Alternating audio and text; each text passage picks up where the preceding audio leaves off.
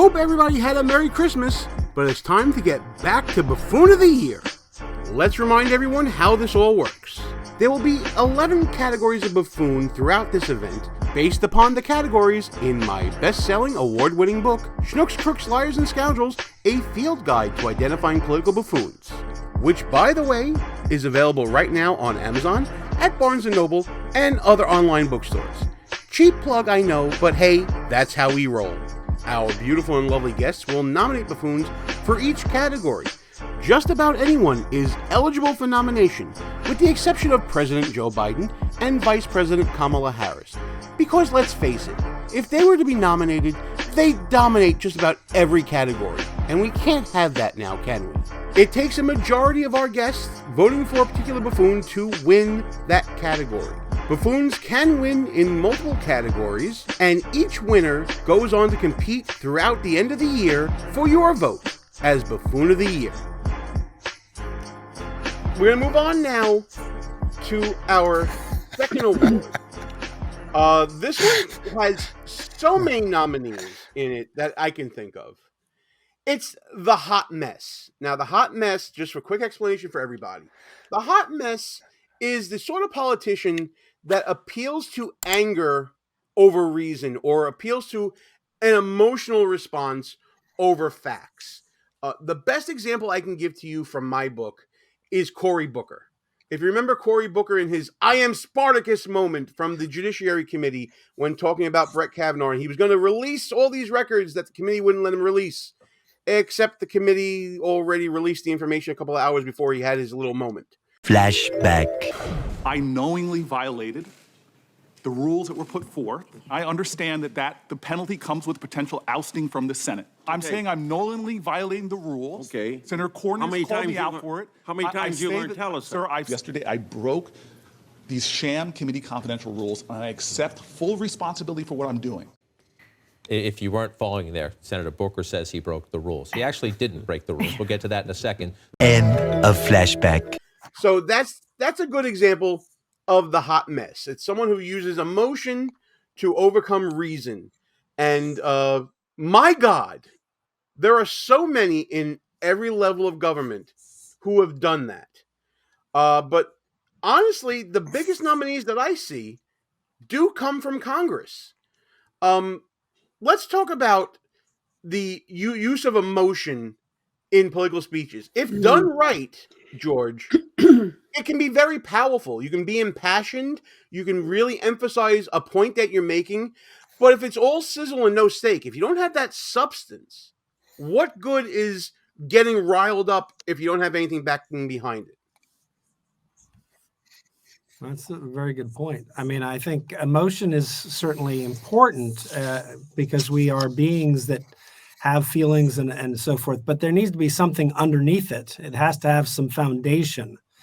And so I agree with you that there are a lot of people in politics that just kind of go crazy on the, feelings. My feelings matter more than facts. And I've written a book that's off the publisher now, and I have a chapter on that, facts over feelings. Well, listen, and hold up. Let's talk about the book. I want to know more about the book. Well, it's called Let Freedom Ring Again. And it's designed to kind of critique what's happening in America's politics and what we need to do to get back to a place where freedom can ring. The subtitle is Can Self-Evident Truths Restore America? And it's a very interesting question because we live in a world now of personal truths, right? Right. This is my truth. Is this something that is going to be available on Frontiers of Freedom, ff.org? Yeah, it'll be it'll come out in a couple of months. It just been sent off in the last month or so to the publisher, and so they're working through different things and cover art and all that, and blue lines and things like that. But anyhow, the point of me bringing up, I wasn't actually trying to sell the book. I was just trying to point out that this is a big issue, which is this. I will try to sell the book later, but when it's out. A always BBC closing. But the bottom line is, it is facts over feeling. That's one of the problems with our society today. It's feelings over facts. the other way around. Strike that. Reverse it. And so that how people feel about things, like if people feel offended, then they're right. It doesn't matter if they're factually right. They just announce to you, I'm offended, therefore I'm right. My feelings are what matters. How do you feel about that? Not what do you think about that? Like, how do you feel about tax cuts? What do you mean, how do I feel about tax cuts? Why don't we, how about asking me the right question? What do I think about tax cuts? And we live in the question left of center is, how do you feel about that? And there's some things where feelings matter a lot. Obviously, in familiar relationships with your kids, feelings are very important. But when you're talking about public policy, facts are what matter most. And yet we live in a world that's fact-free, but filled with emotion. And I'm tired of that. And that's a mistake that voters make at the polls, is they vote with their emotion rather than with their reason. Absolutely. And you end up with a buffoon in office making decisions for you. Let's talk about some nominees for this Hot Mess Award. Listen, I you guys know, because I'm running things, I have this whole list of people out there. I'm starting with a Republican. I'm going to get people mad at me. I think Lauren Boebert is a front runner for this award. And it's not because of anything that happened while she's in office or in Washington, but her whole "don't you know who I am" routine when she was kicked out of a theater in her home state of Colorado, when she was caught on camera doing a little extracurricular activities. Boebert and a companion went to the theater to go see Beetlejuice. Now, this companion was not her husband. As you may know, she's going through a divorce. But patrons didn't care about who she was with, but what she was doing. Boebert was reported to be vaping, singing loudly, taking selfies, and there was some touching going on between Boebert and her companion. During intermission, staff at the theater went up to Boebert to let her know that people were complaining and that if she continued her behavior, that she would be asked to leave. She did not heed that warning, and that resulted in Boebert being expelled from the theater. Now, the reports came out, and initially, Boebert and her staff denied the allegations, including whether or not she was vaping.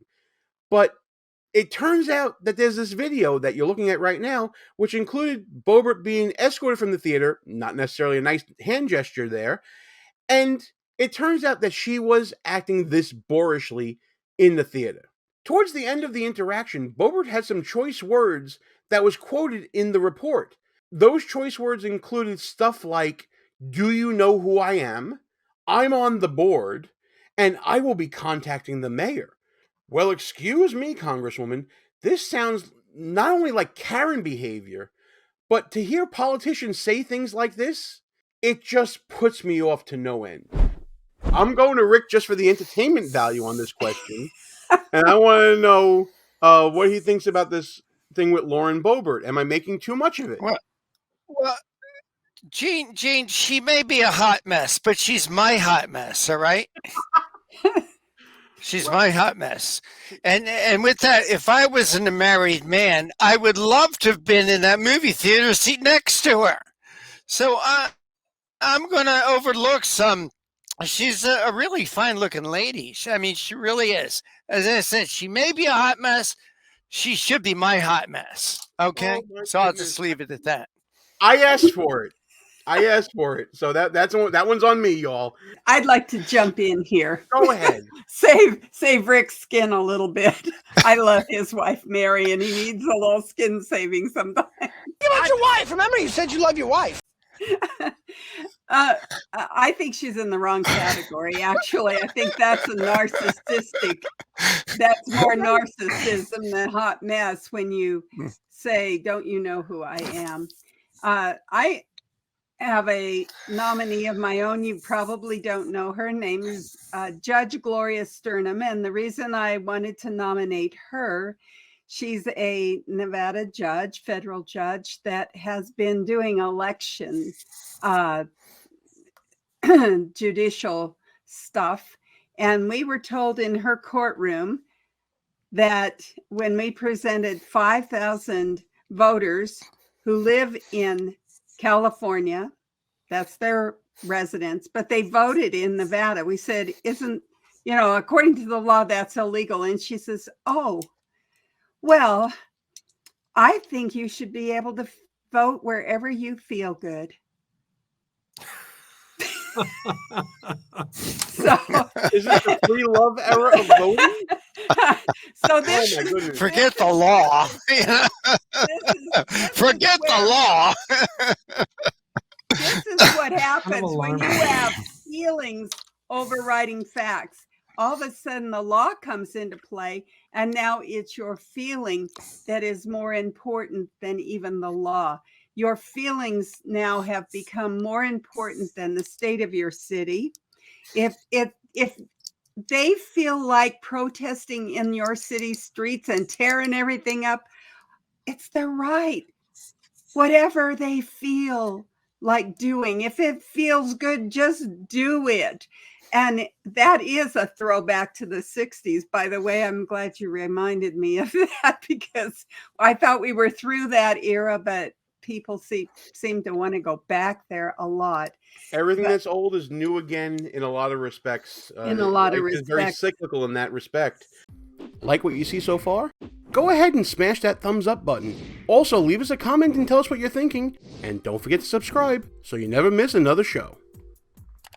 You had another one, though, that was on this list. And she's my favorite, and that's Rashida Tlaib. I was just about to bring her up, and like there's a whole bushel of that's led by Rashida Tlaib, of a lot of freakouts over the Israel-Hamas conflict. Yes. Rashida Tlaib, of course, being the most well-known one because she was censured for spreading pro-Hamas propaganda about a hospital bombing. This tweet was in reaction to news breaking of an explosion at or near a hospital in Gaza. The reports initially coming out from Hamas was that Israel had bombed a hospital, killing hundreds of civilians. And in response to that news, solely sourced by Hamas, Rashida Tlaib took to Twitter to say, quote, Israel just bombed the Baptist hospital, killing 500 Palestinians, doctors, children, patients, just like that. I wonder how she knew who the victims were. There was no other reporting at that moment when she posted this tweet saying who were among the dead. She just embellished this on her own in characterizing what's happening. So that's a pretty big assumption made by a sitting congresswoman based upon a single source, that being from a terrorist organization. Not to mention that the fog of war had descended over this story and no corroboration had been done at this point. If this were true, I think that people would be justified in condemning Israeli action in destroying a hospital and killing civilians. But it turns out that this is not true. If you go further down the post, you'll see not one, but two community notes. One of them says that using geolocation from the live stream of the explosion, it appears a misfired rocket was launched from inside Gaza, and provides a link to that analysis. Now, I'm no expert in geolocation. I'm no expert in weapons of war. I couldn't tell you if any of this is correct or not. But the next community note says that the U.S. has collected, quote, high-confidence intelligence, showing that the explosion at a hospital compound in Gaza was caused by the militant group Palestinian Islamic Jihad, not an Israeli strike. And she continued to push the now debunked story about this hospital. Continue to watch people think it's okay to bomb a hospital with children.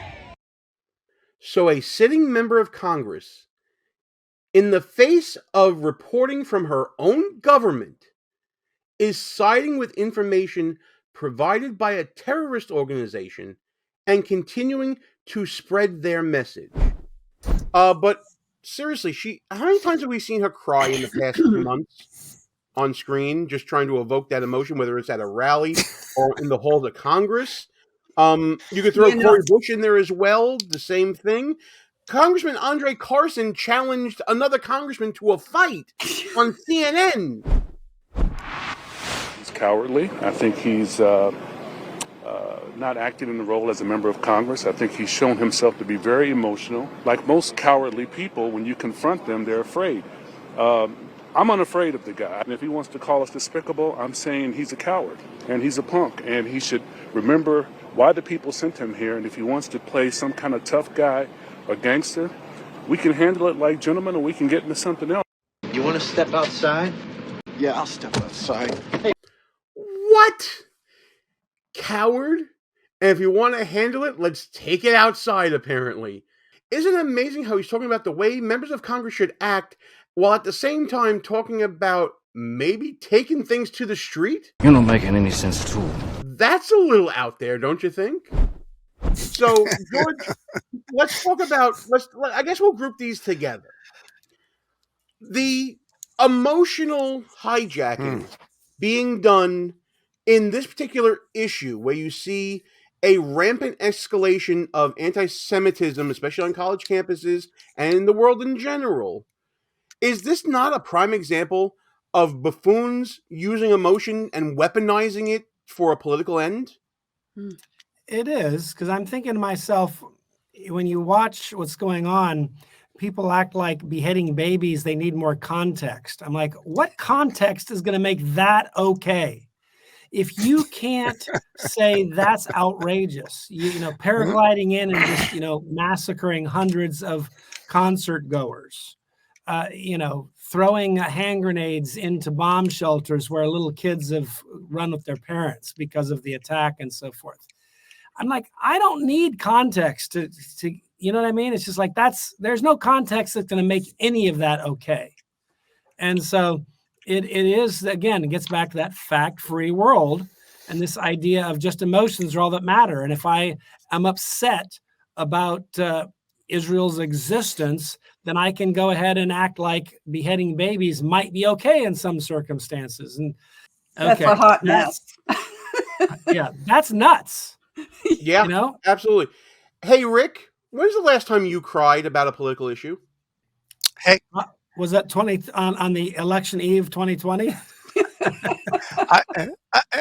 I don't know about crying, but I scream and yell and holler every day. Is that crying? I guess. Loud noises! Well, you know, Sharron and I, we've talked about this woman. I think George and I have too. We've talked about her on the Conservative Commandos radio show.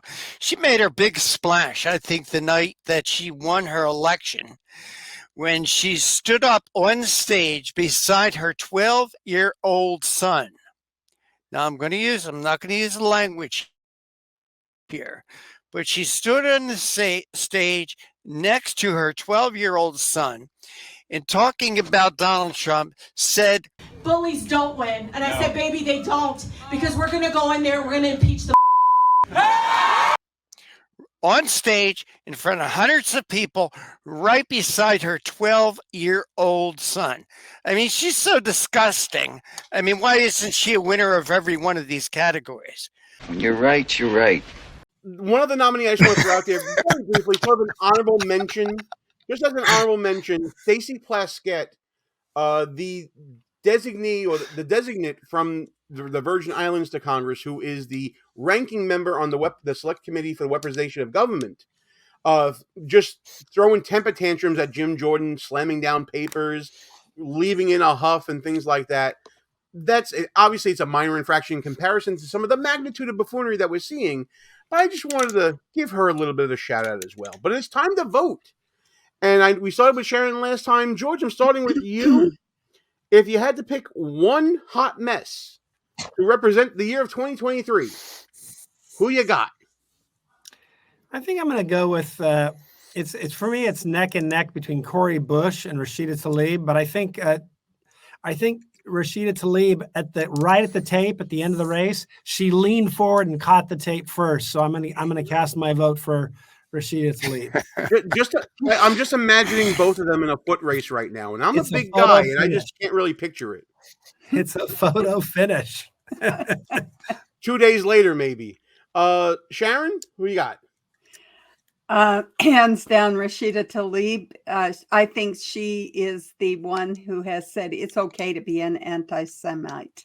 in this country. She's the one that has put the seal of approval on all of the anti-Semitism that we've been seeing on campuses, in the streets of our cities, the attacks on Jews. It's just unbelievable the way she has been able to just put it out there and people have run with it.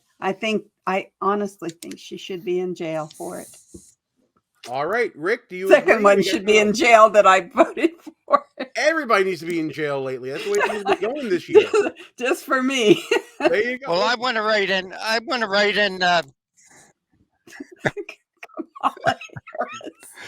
Okay, I want to write in Joe Biden and Kamala Harris, but you're not going to let me do that. He's breaking all my rules. So I'm going to go along with the majority here, Gene. I'm going to go Rashida Tlaib. I mean, let's give her something besides the most sickening individual in the halls of Congress. Why, Rick, how conformist of you to go along with the crowd. I'm going to go with Rashida Tlaib as well, but shout out to George Santos. Hey, when you're right, you're right. So Rashida Tlaib is the hot mess for 2023. She is now also in the running for Buffoon of the Year.